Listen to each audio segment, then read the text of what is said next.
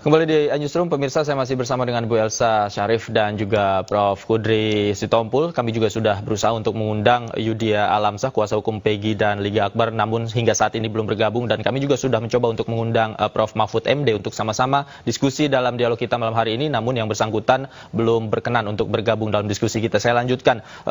Prof. Elsa, tadi Anda mengatakan bahwa sebenarnya tidak ada kejanggalan gitu ya, tidak ada SOP yang dilanggar menurut Anda terhadap polisi. Nah, bagaimana kemudian isu-isu muncul di publik tentang bagaimana yang dilakukan oleh petugas pada saat itu ketika masa penahanan? Ya, kan masa penahanan kalau yang pembunuhan itu bisa diperpanjang ya, tidak 20 hari, 40 hari, tetapi bisa diperpanjang tergantung dari ancaman hukumannya, bisa sampai 120 hari. Dan kemudian mereka kan, dan mereka diberi kebebasan, buktinya mereka tidak mau direkonstruksi, juga nggak ada pemaksaan. Dan mereka didampingi oleh kuasa hukum. Jadi tentunya di dalam proses itu jelas diberi kebebasannya sebagai tersangka. Tetapi kalau kita lihat dari kronologis dari perkara itu dalam putusan, ya saya bilang dalam putusan, itu memang kesinambungan dan persesuaian dari keterangan-keterangan saksi itu berlanjut, dan hakim tidak mengambil dari BAP, ya, dan hakim tidak mengambil dari fakta persidangan, tetapi dari fakta yuridis. Nah, itu yang memang saya lihat demikian.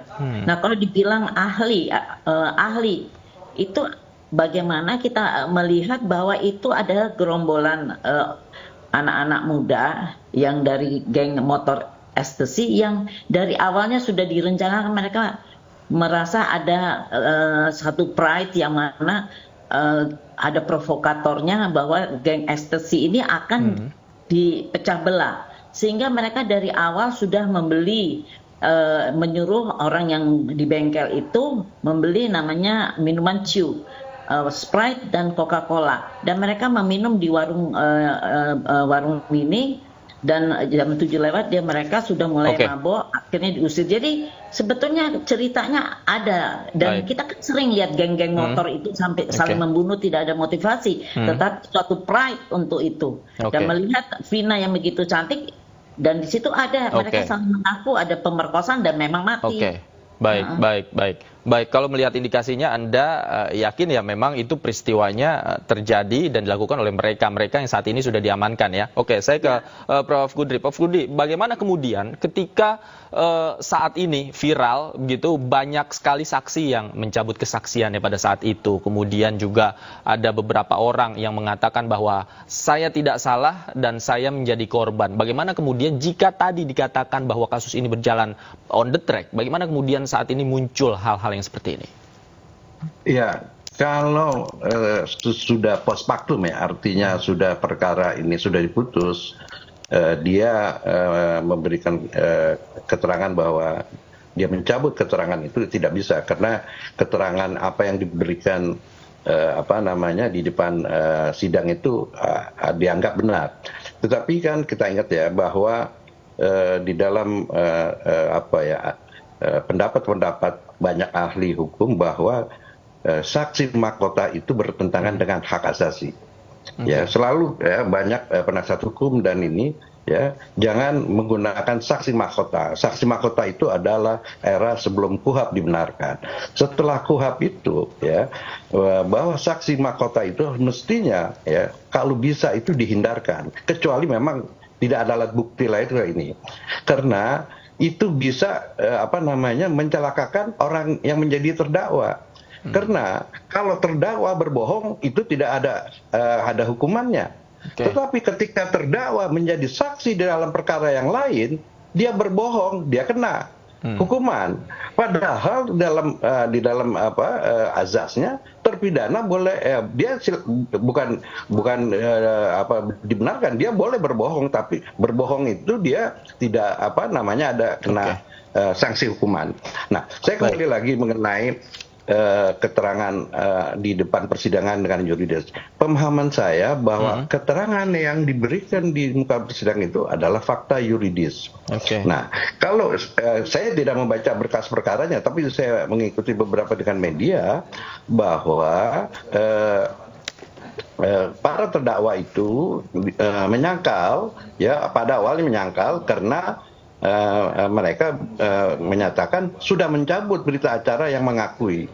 Tetapi kan hakim tidak mempercayai bahwa ya tidak ada alasan yang sah ya yang mereka dicabut untuk ini. Nah, kalau misalnya katakanlah itu kan sudah banyak foto-foto yang beredar ya sebelum ini itu adalah para terdakwa, para tersangka pada waktu itu mukanya lebam-lebam.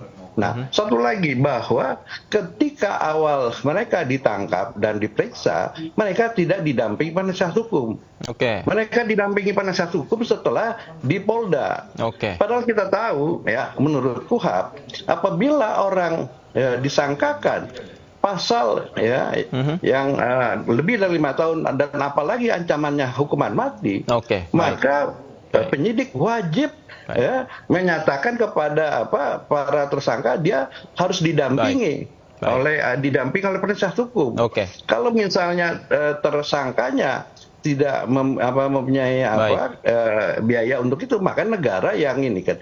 Jadi saya kira ya, hal-hal ini saya kira kita mesti terbuka gitu loh. Jadi hakim juga ya betul hakim itu tidak hanya bulat-bulat itu mempercayai berita acara, tetapi kan hakim itu tidak mempercayai keterangan para terdakwa di depan persidangan. Padahal menurut ketentuannya, keterangan saksi dan keterangan terdakwa itu adalah keterangan apa yang dia berikan di muka persidangan. Baik. Terakhir, saya ke Prof. Elsa. Prof. Elsa, artinya kalau tadi Anda katakan tidak ada yang dilanggar oleh polisi, bagaimana kemudian Kompolnas juga saat ini sudah turun tangan ke Polda Jawa Barat, kemudian juga Komnas HAM, kemudian ada juga saksi yang ke LPSK. Bagaimana Anda menjelaskan hal ini? Ya, jelas karena ini bermula dari film ya. Terus sudah tuh memang ada 3 yang dicari. Memang kita harus nge-push penyidik atau Polda Jabar untuk bagaimana menyelesaikan masalah ini. Karena ada 3 buron ya. Itu pun pernyataan 3 buron itu bukan pernyataan dari karangan dari penyidik, tetapi kan dari mereka semua yang dari 8 ini. 3 itu adalah Peggy atau Garing Perong, bukan namanya bukan Peggy Perong, tapi Peggy Perong, nama panggilan Perong. Udah itu ada Andi yang memprovok mereka untuk bisa nanti ada orang yang lewat, itu namanya Eki itu akan dihajar ya karena eksekusi. Dan waktu dia berangkat itu ada motor lagi yang dipegang oleh dan ada saksi yang melihatnya. Jadi saya pikir itu memang betul fakta yang di persidangan. Tapi kan waktu fakta persidangan itu ada yang bohong, ada yang benar. Dan hakim mengambil fakta yuridis itu persesuaian dari keterangan-keterangan di persidangan itu yang dan semua keterangan ini baik dari saksi, mantan terdakwa itu harus diuji kebenarannya ya, baik itu pada saat itu dan juga pada penyelidikan yang dilakukan oleh Polda saat ini begitu ya. Baik, terima kasih Prof. Elsa Syarif. Sayang sekali waktu kita sudah habis. Prof. Kudri Sitompul juga terima kasih banyak sudah bergabung bersama kami. Selamat malam, sehat selalu.